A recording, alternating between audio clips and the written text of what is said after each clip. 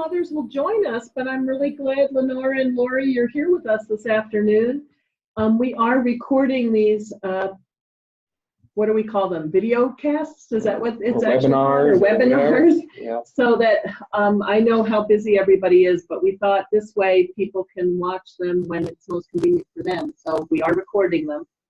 But I'll go through and talk to you about the series and about how we came to even put this together. So the article that I'm talking about today was the article that I wrote for this series called Revitalizing Indigenous Languages, Cultures, and Histories in Montana, across the U.S. and around the globe. And so, oops, Casey, how do I make it go? Do you have to make it go? Yeah.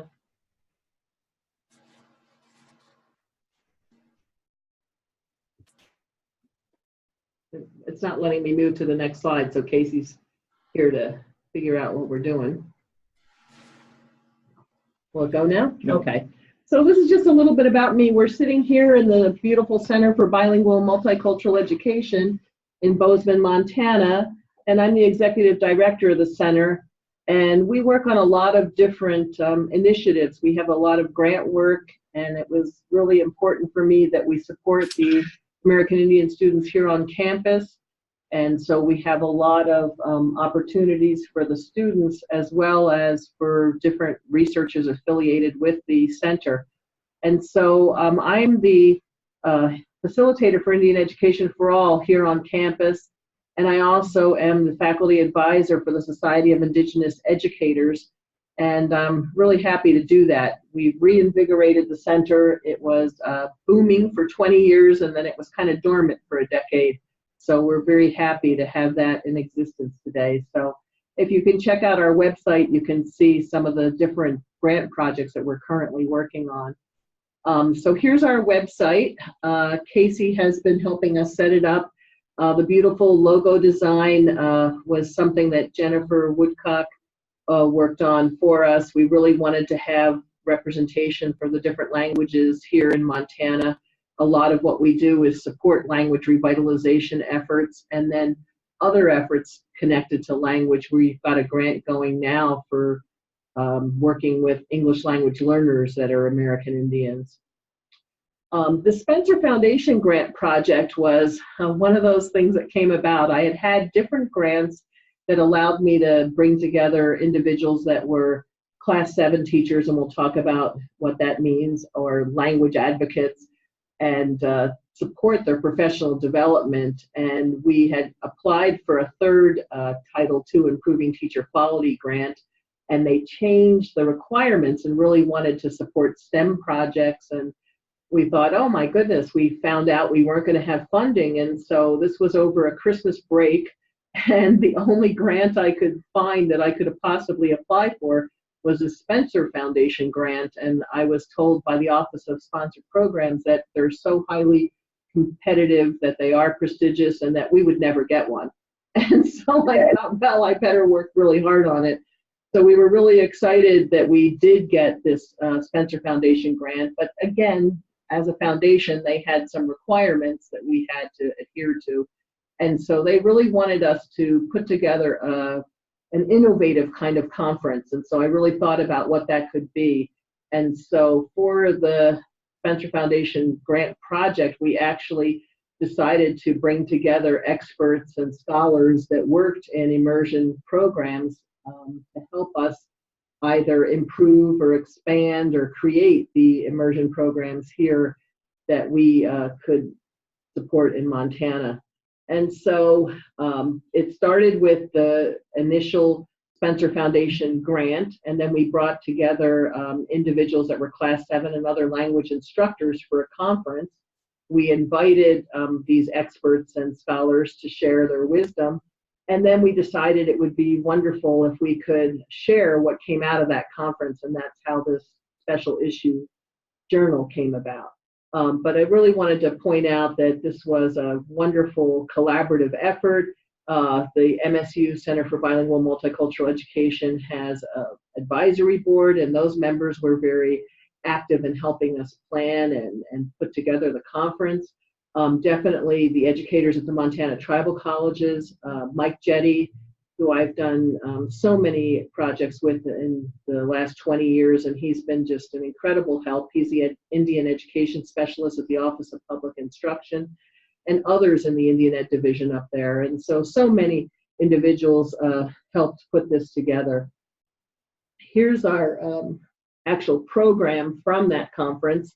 And so if you spent a little time, you could go through and see all the incredible speakers we had and the different topics we addressed, and of course, how we set up the jigsaw and other things. But we will have these webinars posted on the Center for Bilingual Multicultural Ed's website, and also on the Western Educational Equity Assistance Center's website.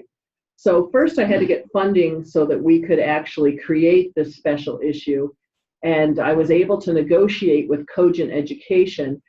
They're published by Taylor and Francis, and I really thought we really want these articles to be open access so that Indigenous educators and other language advocates around the world, whether they're connected to an institution or university or not, could access them. So that was the first step, and they usually are pretty spendy. They charge about $1,850 per article to have them published, and I was able to negotiate that we would put together this series for a much reduced price. And then I also worked with the Western Educational Equity Assistance Center to be able to support the authors in putting together these webinars with a small stipend, but we were really grateful for that. So in the future, if you want to reference this or any of the other webinars, that's where they are. The scholars and the experts, and we had such incredible input from all of the language teachers and those that attended the conference, but we asked the scholars and the researchers that were going to follow through and put together these articles to think about these two issues. So what do we need to do to develop and support language instructors who will design or expand immersion programs in order to revitalize the culture and Indigenous language of their tribal nations? And then we also asked them to share what are the best practices in facilitation of Indigenous language teacher development for sustainable language development and dissemination. So those were the two big framework questions. And then we let people share what they wanted to share. And I think we have an incredibly rich collection. So here is the actual website, and it talks again a little bit about the Spencer Foundation grant and then the special issue for Cogent Education. And then here are the 8 articles. And again, you can access them all through the website. And one of the interesting things that Casey and I just discovered, that if you pull up the article from the actual website, it doesn't have everything inclusive. So if you see pieces missing in your own, please be sure to download the PDF. Everything is there. And that was a surprise to me. I even wrote to the publisher and said, hey, where'd this go? But anyway, here's the series, and a big thank you to Dr. Marty Reinhardt for leading us off. When we did the conference in 2016, Marty and I actually worked on 3 webinars then, and they were presented at that conference, and they are on the CBME's website as well. Barbara Nolan did an Anishinaabe immersion lesson, and Marty's even in the class. And so we have that lesson, we have her PowerPoint, and then we have the 3 webinars all available on the CBME website. But you can see here we are going through. You're actually signed up, Lenore, Dr. Lenore Stiffarm, on April 10th with your son, John. So that's a wonderful opportunity for us to listen in on your article. For this webinar today, I wanted to just quickly share a little bit about Montana in general and the educational context here. Talk about Indian Education for All, our innovative, progressive initiative here in Montana. Talk about Class 7 licensure and what we do to support those teachers and what they need. And talk about some recent legislative policies regarding the revitalization and maintenance of Indigenous languages.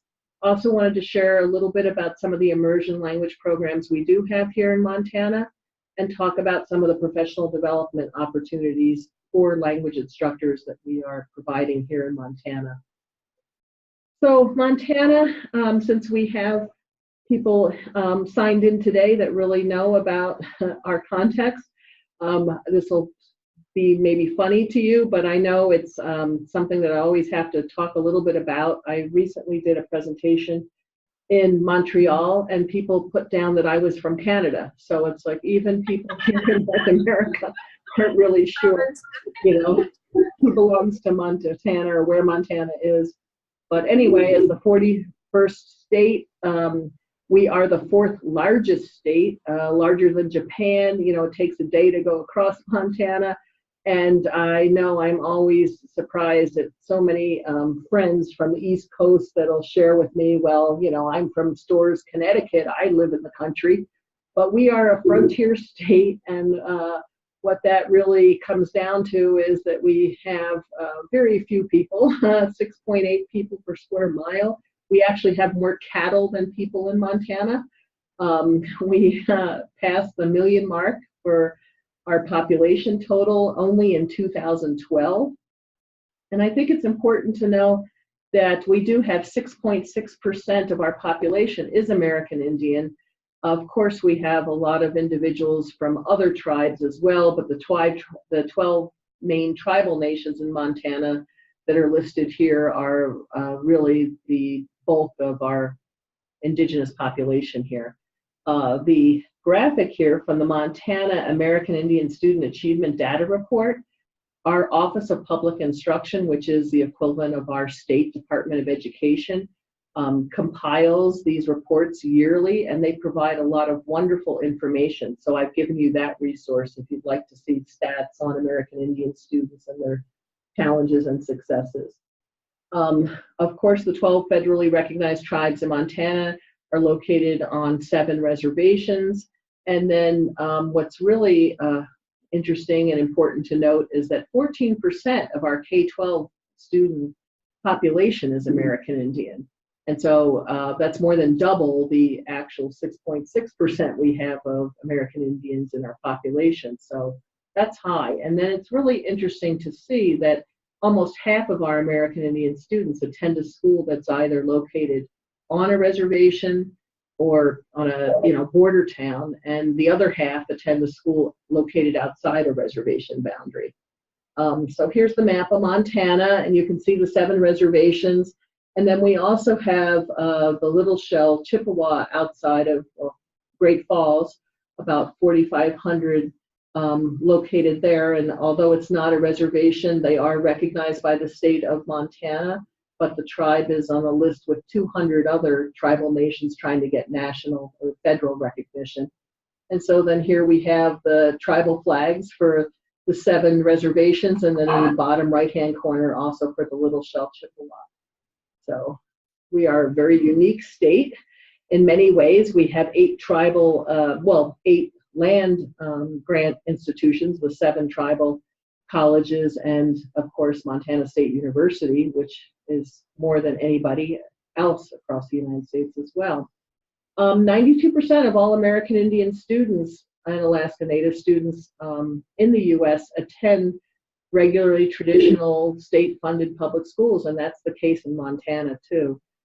We have high concentrations of American Indians in certain schools, and you can see here out of 818 public schools that we have a lot of them that have high concentrations. And so in a lot of the schools on or near the reservations, we'll have 98% of the student body will be Native. And then of course the last comment here talks about how we've been appropriating since 2007 monies for Indian students and for the integration of Indian education for all, and we'll talk a little bit about that. There's no question that even though we don't have large urban areas in Montana, a lot of the challenges that plague schools in inner cities are the kinds of problems or challenges we see on schools and reservations. So it's where we see our greatest concentrations of poverty, the highest dropout rates, and of course, this idea that we have this ever widening achievement gap. and we are talking about the difference between the successes of academic successes and other well-being factors between Native and non-Native students. Only 3.7% of our teaching corps in Montana is American Indian, and that's something that we always are working on increasing. We want American Indian teachers in our schools, and the SIGN group, the Society of Indigenous Educators that I advise here at MSU, is designed to recruit, retain, graduate, and support those teachers. But there's no question, so that means the majority of our teachers are non-Native.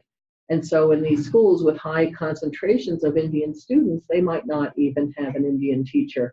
So we really work hard in Montana to make sure all of our educators are culturally competent, and that's important so they can meet the needs of all students. So I have a couple quotes here from important individuals in Indian education that really address that need for the cultural relevancy in what we teach and how we interact with our students. So first is Congresswoman Carol Juneau, and Indian people have understood for a great many years that it is only by educating our young people that we can reclaim our history, and only through culturally responsive education that we will preserve our cultural integrity.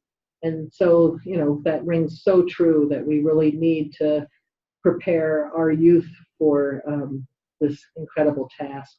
And then Cornell Peordy really talks about this idea of, you know, what's important for American Indian students. So enhancing the self-concept of American Indian learners is essential to their effective education, helping learners recognize their heritage and giving them a sense of belonging as well as a sense of their uniqueness as American Indians are equally essential. And so history, culture, and language are a big part of that. When Julie Kajun was the director of American Indian Education for the Ronan Public Schools on the Flathead Reservation, she was interviewed for this article where she talked about this whole idea of sharing power, and I thought that was really important.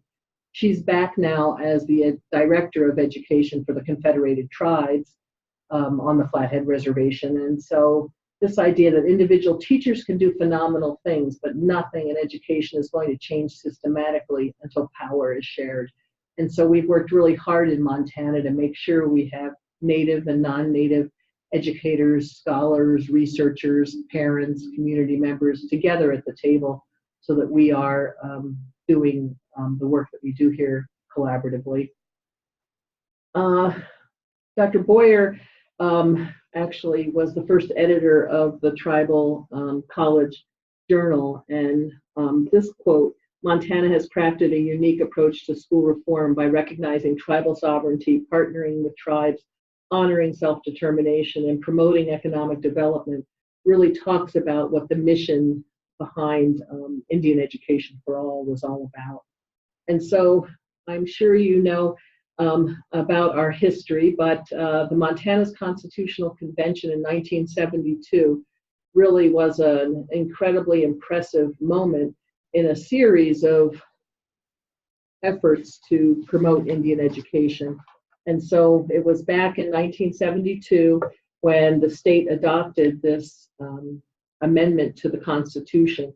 And so the state recognizes the distinct and unique cultural heritage of American Indians and is committed in its educational goals to the preservation of their cultural integrity is so important. And when you think of what happened, there were two young girls, Mavis Scott and Diana Lupe, on the Fort Peck Reservation, and they had the courage to go to Helena and present in front of this legislative group and say, you know, we are learning about the Mayans and the Aztecs and other aspects of indigenous peoples, and here we are, Assiniboine on the Fort Peck Reservation, and we'd like to know something about our history and our language and our culture. And so for once we really had individuals listen to what they said, and Dorothy Eck and other delegates really supported them. And so we had Indian Education for All put in our Constitution, and things have changed, of course, in the past 45 years. There have been so many people in this state that have worked tirelessly to make sure that Indian Education for All was supported and is implemented in a culturally responsive manner. And Smiley and Sather back in 2009 actually looked at all these states in the West and Alaska and Hawaii as well, where we have larger proportions of Indigenous students. And what they did was they looked at all the different kinds of statutes and mandates and different legislative pieces to see who's doing what, because people have been looking at what's happened here in Montana for a long time. And it was really interesting to see that of the 13 policies that they identified, we were and still remain the only state that meets all 13 of those. And so even the National Museum of the American Indian, Ed Schupman and the educators there, when they developed their Native Knowledge 360 Essential Understandings about American Indians, their framework, they looked at Montana to see what we had created and what we were doing here. There's actually two pillars of Indian Education for All. And not only are we supposed to make sure that everybody learns about the history and cultures of American Indians and their contributions to all the different curricular areas, it's also important that we really work to make sure that American Indian students can be successful in our schools and that they receive an education that is appropriate as well. There's no question that Indian Education for All is what do we even call it? A program, an approach where we really have to have everybody involved, and that we really need to make sure that it is something that's K-16, that it's for all classes, for all curricula, for all teachers, that it's something that we have to make sure that everybody knows about and implements. The benefits of Indian Education for All, definitely this idea that we reduce anti-Indian bias, because, you know, from so many past experiences when people don't have the knowledge or they don't know about our history or what's happening in our contemporary society, that sometimes they act out of ignorance, and so we want to make sure that doesn't happen. It's also an opportunity for enriching instruction through cultural relevance. You know, these are Montanans, these are our neighbors, and so it's important that it's inclusive view of our society.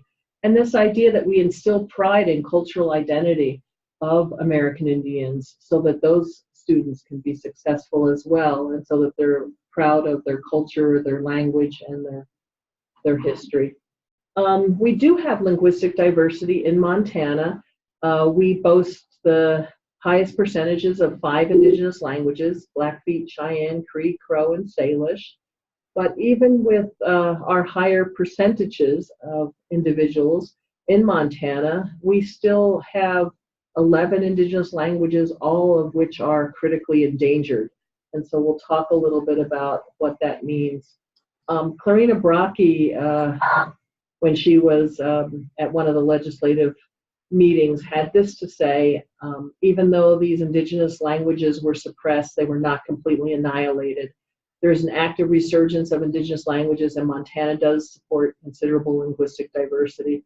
And so I think that's important for us to note. But how is it that we've come to this place where we're talking about ways to revitalize or at least maintain the language issues that we have today? And so definitely with the Indian boarding schools and what happened, it's really remarkable that we do not have, as you know, more language loss. And so there was no question with this assimilation model that students were forbidden to speak their languages, that they were kidnapped and sent away from home, that everything was done to rob them of their culture and their language. And so the boarding schools systematically put individuals together that did not speak the same language so that they would be forced to use English. Students were prepared for domestic tasks and for supporting the school, and so the language development that they were provided with was very rudimentary. It wasn't like they were in wonderful English as a second language programs or anything. And so we have a result of that, and it's something that has been difficult to overcome because of the way students were beaten for speaking their native language. They were ashamed of it in some ways, and so we have some challenges to overcome. There's no question. Cynthia Kipp, whose children were learning Blackfeet, had this to say, and it really does sum up the kinds of feelings that a lot of individuals who were survivors of the boarding school era or were the children of survivors of the boarding school era feel. So you'd be better off learning only English, so what happened to us won't happen to you.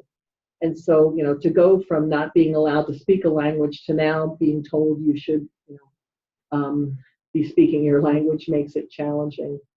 The tragedy of language loss, why save a language is something we think about a lot. But the loss of languages is tragic precisely because they are not interchangeable, precisely because they represent the distillation of the thoughts and communication of a people.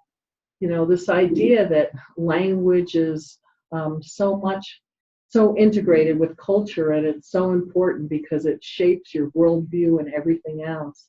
The loss of Lakota could mean the loss of a certain way of looking at the world. This unique perspective that is expressed in the language would be lost. And language loss leads to the irrevocable loss of human cultural heritage. With each language that we lose, we're losing that. So some people say there's 6,000 languages in the world. Some people say 7,000, and you think, how could we be off by 1,000? But depending on how they're counted and whether we're looking at dialects or other aspects, it can be confusing. But it doesn't matter whether we have 6,000 as the total or 7,000. What people predict is that in this century, we're going to lose half of those languages, or we could lose half of them. Here, this idea of critically endangered languages, we're going to talk about 3 different levels of endangered languages. And again, all of the 11 languages here in Montana are qualify as critically endangered languages. So what do we mean when we say that? We're talking about who the speakers are that are left, who's actually speaking the language. And so you can see here on this chart, the world's languages are, critically endangered. Languages are those where the grandparents are the youngest speakers, and they speak it infrequently. And that's where we are with a lot of the indigenous languages around the world, but definitely here in Montana. The idea that if grandparents are the youngest speakers, and we don't have all generations, grandparents, parents, and children speaking the language, then when the grandparents pass, then we don't have speakers left. And so that's why we're talking about languages being critically endangered. And you can see here, severely endangered or definitely endangered. We have those 3 different terms, and you can see by the graphic, if you're starting at critically endangered and moving up, there are more speakers, and different generations. But they say in order for a language to be safe, you have to have like 1 million speakers. Well, of course, we don't have anywhere near those numbers. And so, the efforts that we make really have to focus on the different generations, and we have to make sure that we support the language at all levels. More information on critically endangered languages. Again, these are the ones where we have very few speakers that are younger than at grandparent age. The idea that one language dies every 14 days. I mean, that's just shocking to me that every 2 weeks we lose a language. And by the end of this century, it's likely that we're going to lose half of those languages. And then this is very alarming, that in the US, only 12 indigenous languages of the original 450 or 400 or 500 have a chance of surviving beyond the next 30 years. I mean, just think of that kind of loss. It's overwhelming. So why save a language? You know, it's again so important. Language and culture are intricately interwoven. Languages store the wisdom of a group. The idea that language loss leads to the irrevocable loss of human cultural heritage. Whoops, I repeated that. Anyway, each language expresses a mindset that in the end is unique to the community that speaks it. And that's Dr. Richard Littlebear. And again, so profound, this idea that it's not just that we're losing some words, but we're losing an expression of culture. Here are some wonderful films if you're interested in looking at what's been put out there on Indigenous language preservation, and I would highly recommend all of them. Why Save a Language is probably the one you might be most familiar with because that's been out a while, and that was Sally Thompson up at the University of Montana in Missoula, and she did a good job talking to Daryl Kipp and others just about language in general and why it's important that we do save these languages. And the others as well are opportunities for you to look at the different stories. We Still Live Here is the Jessie Littledoe story, and she did a remarkable job, how do we say that, revitalizing the Wampanoag language. And so it's her story of how she went ahead and studied linguistics and looked at all the old treaties and different materials and brought back the language. And so that's an incredible video as well. The next one, I can't pronounce it, but The Language Healers is a great overview of a bunch of different settings. So whether we're looking in Alaska at the Yupik and Tlingit, or in Wisconsin with the Menominee, or the Yuchi immersion school in Oklahoma, there's a lot of different looks and language and different efforts for revitalization. And then Fade Out, again, this idea that we can look at language loss from a lot of different perspectives, and they do a great job. And maybe you've seen Rising Voices, or that's been out recently, and that tells a story of the revitalization of the Lakota language and the efforts being made there. But most of these are available even on YouTube, so you could bring them up and watch them. So preservation and revitalization of Indigenous languages. I was just working on a grant with Dr. Littlebear this past weekend again, and so, you know, the idea that he has worked on efforts to revitalize the Cheyenne language for years, and he's got such wisdom about what's been happening and what needs to be done. And so this quote that he has, English is a voracious language that makes the revitalization and maintenance of Indigenous languages very challenging. And it's true. I mean, if you look at world Englishes and what's happened with the power of English, it's challenging for any language, but definitely for Indigenous languages. And then I love, with all his research and all his wisdom and stuff, you know, it really comes down to just speak your language. And of all of his incredible accomplishments, he says he's most proud of the fact that he did, you know, study and learn his own language. Class 7 licensure. This was something that's pretty unique here in Montana, but Dr. Littlebear actually spearheaded this initiative. And when we had our first Class 7 conference back in 2015, that was our 20th year anniversary of when the Class 7 licensure went into effect. And so in 1995, it was really remarkable, but they gave the authority back to the tribes, where it always should have been, for tribal members to decide who should be teaching the culture and language. And so there's a separate certification here in Montana, and teachers that are Class 7 certified have been identified and tested and recommended by the tribes, and they're the ones that can teach the language. And the Class 7 teachers with that licensure have the same, the same rights as other certified teachers, even though they have not, you know, gone through a teacher preparation program. To date, there have been almost 200 Class 7 specialist licenses that have been issued.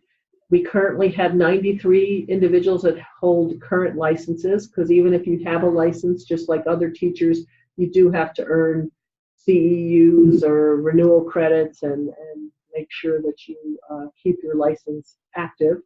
The Class 7 teachers are endorsed in 10 different languages, and they're listed there: Assiniboine, Blackfeet, Cheyenne, Chippewa, Cree, Crow, Dakota, Grovant, Kootenai, and Salish. Class 7 teachers have a lot of challenges that other teachers don't, and the expectations and the responsibilities are enormous.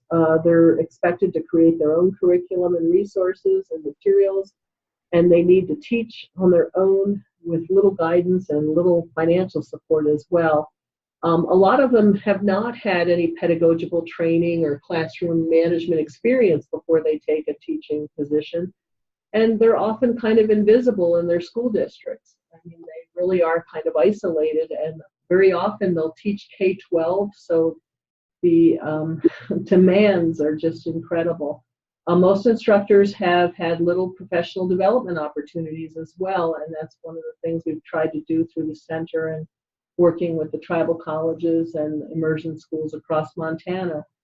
They're expected to create their own curriculum, and again, when teachers start out, usually you have all kinds of support from other teachers and the school districts and stuff, and that's not always the case because there aren't a lot of materials often, and it makes it challenging.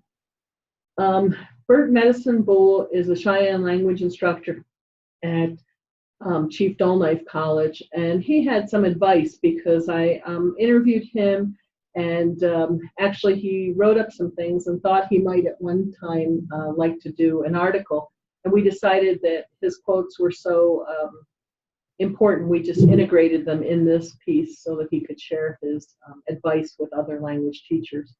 But I also work together with the surrounding schools that employ Class 7 language teachers to ensure that students coming into their classes are successfully becoming beginning language learners. It starts with good training for the Class 7 instructors.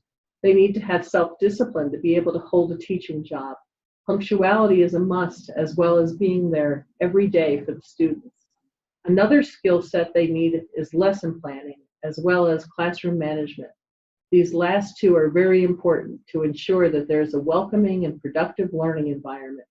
Scope and sequencing the language learning is also very important to address, as well as assessment of the language. And so this idea that the teachers really do need some guidance and some support in, whoops, is that coming on mine or just yours? Yes, that's mine. Just yours, on how, what the expectations are, and how to run a classroom, and how to set things up so that you can be successful. The next few slides talk about some of the recent legislative initiatives here in Montana and across the country. And so this first one, the Montana Indian Language Preservation Pilot Program, this was something that was really led by our Montana Senator Windy Boy. And he was instrumental in the innovation of the Indian Language Preservation Pilot Programs. And so there was $2 million that was appropriated so that we could have the 8 different Montana tribal governments, so the 7 reservations and then the Chippewa,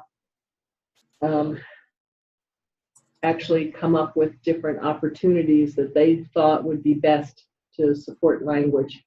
And so it was established by Jonathan Windy Boy, and then it was aimed at preserving the languages of Montana's Indian tribes and enhancing the educational opportunities students have on Montana's reservations while protecting American Indians' cultural heritages.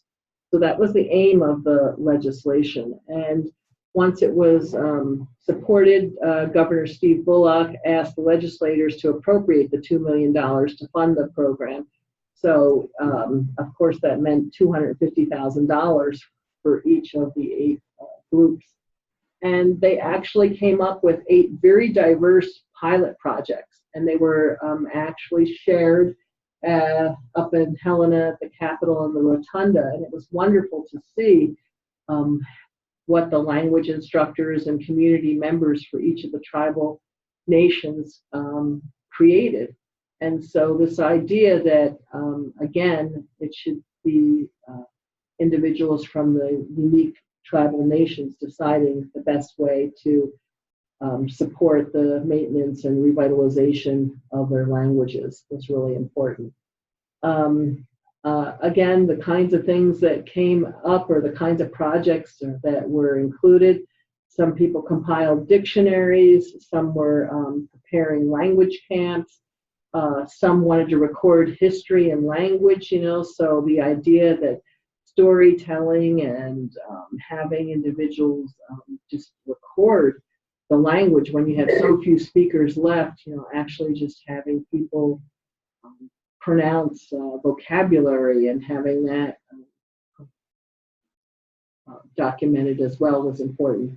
Some were working on establishing Class 7 standards and certification. Some designed K-12 curriculum. Just an incredible diversity in the programs and what was actually created. It was very impressive to see. Then next, the Native Language Immersion Student Achievement Act was approved back in 2014 on July 31st, and this is when $5 million was authorized to support this. And this was a quote by Senator John Tester saying, Native languages are vanishing at an alarming rate, and with them the culture, tradition, and knowledge that are so important to the future of Indian country. So again, that idea that language is not something that we can only consider in a vacuum, and that it was something at a national level that we should be talking about. And so House Bill 272 promoted this as well. The legislator finds language in the form of spoken, written, or sign language is foundational to cultural integrity. You can see with Indian Education for All and with these legislative mandates, we're seeing, again, the importance of language and culture so intricately interwoven and something that has to be supported.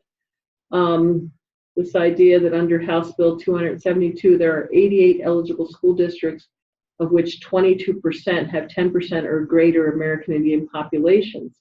So what they decided was we should make sure that any school that's on or near a reservation with a majority of Native students should actually have to have immersion programs in place. And that was supposed to happen this past fall. And it was so challenging because we said that there would be at least 2 qualified Class 7 licensed teachers in each of these schools. We don't have the teachers, we don't have the support, we don't have the curriculum, we don't have, a lot of things. So even though the legislation says that this would happen, a lot of communities are in the process of trying to make it happen. But again, it's hard work.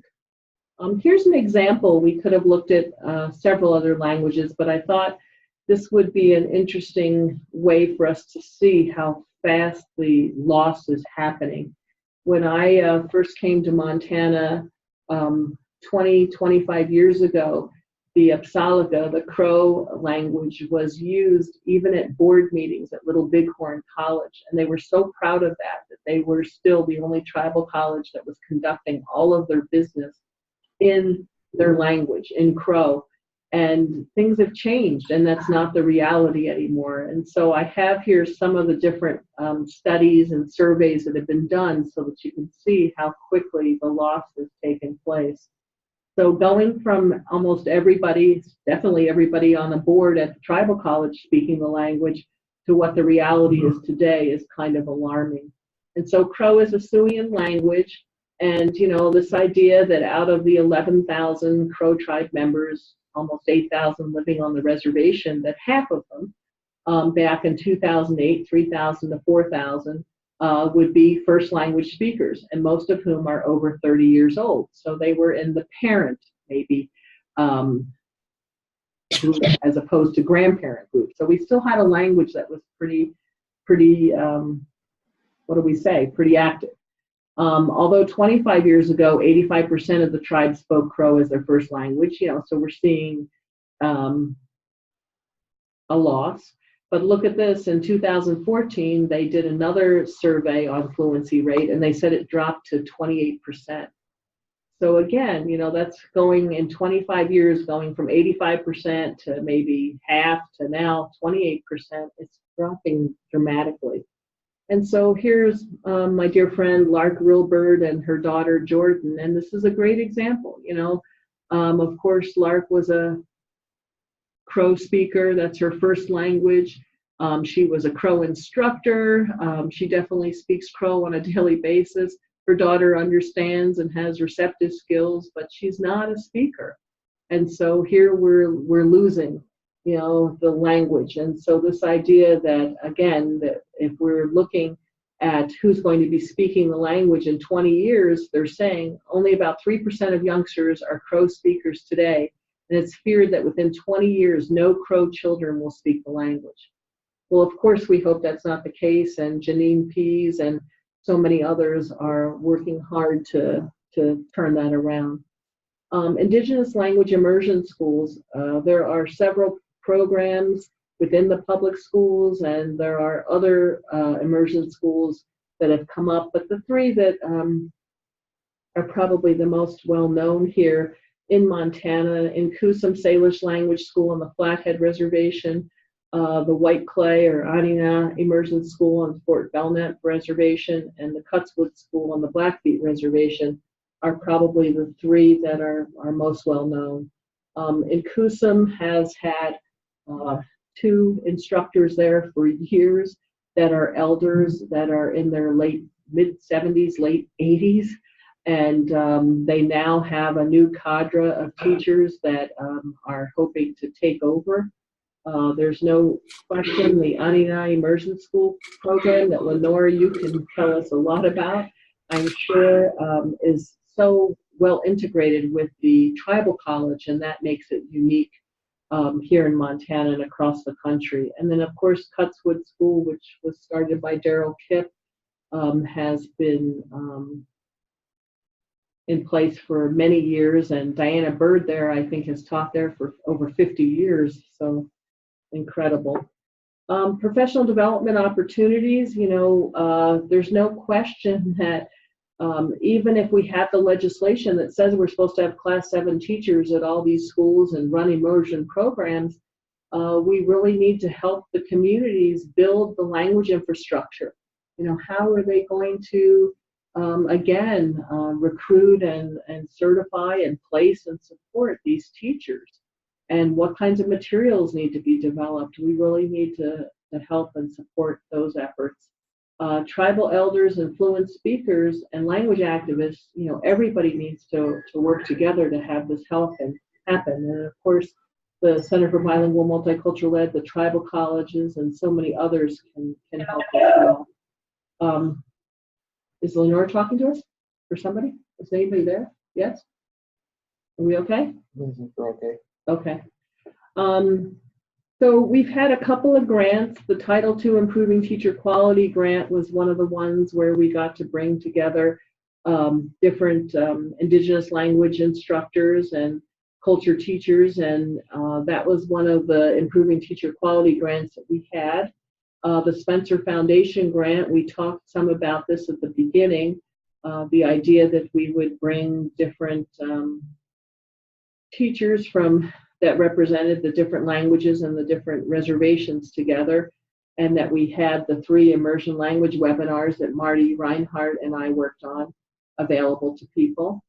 There's no question we need to continue to find funding and support so that we can help the language teachers, the advocates, and the community members.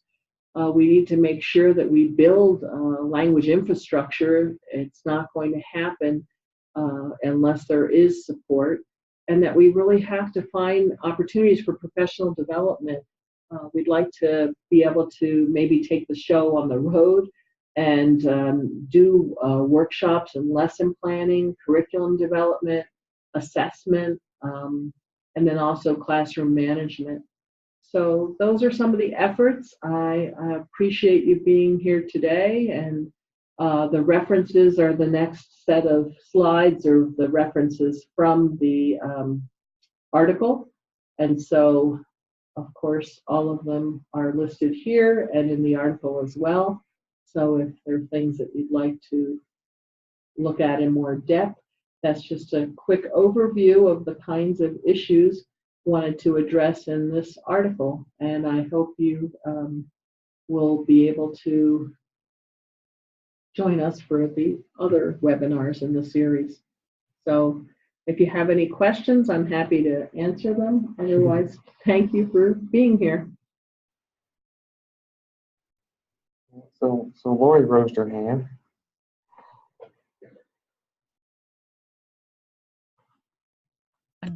There. Okay, there were just a couple of things in on the group chat, a couple of questions. I put one in there about, is there a network of class 7 teachers that support each other yet, or are we still kind of working on getting that a group formed? That's a good question, and we have had a hard time even identifying them, but we do through MACI, the Montana Association of I just went blank. What's MACI stand for? Montana Association of something. Indian Educators. Yeah. Anyway, through MACI and through the Office of Public Instruction. And yes, we've tried to pull them together for the different professional development conferences we've had. But in general, very often they're alone. For instance, on the Northern Cheyenne Reservation, they have 17 class 7 teachers that are currently certified. But when I was talking to Dr. Little Bear, they have several vacancies, in Cut Bank and in other schools. So sometimes transportation's an issue. So even if they have class 7 certification, sometimes it's difficult for them to accept a job and be able to take it. And then again, it's always challenging because a lot of the teachers are elders, and we have had incredible individuals that we've lost in the last few years. I'm thinking of one of the instructors at the Blackfeet Head Start who was 86 and still teaching. Great loss when Miss Thump died. So it's been hard.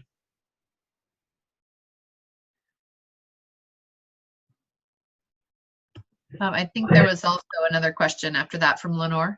Yeah. Can you see it, Casey? What does it say? It says how can support be provided to class 7 language instructors so that school districts do not burn out the class 7 instructors running to each classroom for 20 minutes to 45 minutes for 6 hours each day? It often feels like being a gerbil in a cage running and running. And then where do we get a copy of the class standards and certifications from the Montana Language Program from the state of Montana? Well, I know that Senator Windy Boy had those copies to pass out to everybody. I'll find out where we can actually get the Montana Language Program.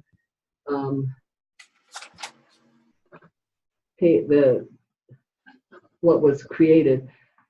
As far as support, yes, I understand what you're saying.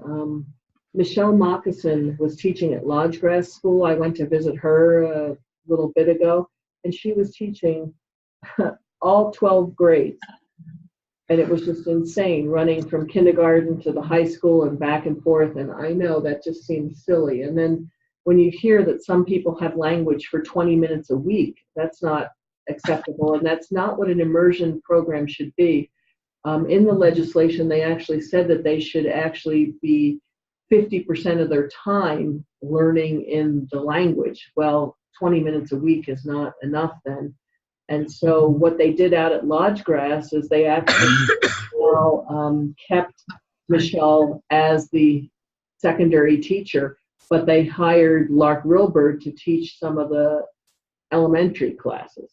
So ideally, if they really are going to hire 2 teachers at least, then it would be better if they could share the responsibilities and have one person focusing on elementary or K-8 and the other person focusing on the high school. But yes, it's an awful lot of these often elders, but language teachers to teach at every grade level with no materials and to have these little 20-minute or 30-minute classes where they run from class to class. I agree, that doesn't seem realistic.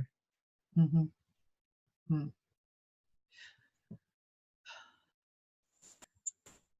I'm a second language educator. Is there I don't know how to put this. I also had a sort of similar situation where I was running around to different schools and teaching for 20 or 30 minutes at a time with different groups. And I found it really helpful that there were some kind of pre-made resources. Has there been any efforts that you know of to kind of do like, little grab and go lessons or anything like that? Sure. Or is it too difficult because of the diversity of languages that we're working with? Well, again, there are efforts at each of the reservations and different school districts. I was so impressed with the recent Crow materials that I saw. I was out at Pretty Eagle on the Crow Reservation 2 weeks ago and saw all of the materials that under Janine Pease and others they created. And so they've got 12 units now. They're actually workbooks and, all kinds of materials that they didn't have 2 years ago. So depending on whose materials you can use or which materials you can use and then whatever, create things in your specific language. There are things that, people have done apps now that students have access to and can use. There are materials that we didn't have 5 years ago, but we have to get beyond teaching just the basic colors, the days of the week, animals. We have to really have language for communication's sake. And Marty was sharing how they actually are trying to use the Anishinaabe way to teach, content areas. And that's what true immersion is, when you're using the language to learn other cultural aspects or other content, when you're not focused just on, vocabulary and the basic structure of language. Yeah, learning it for self-expression rather than Right. just as an academic sort of subject. Yeah.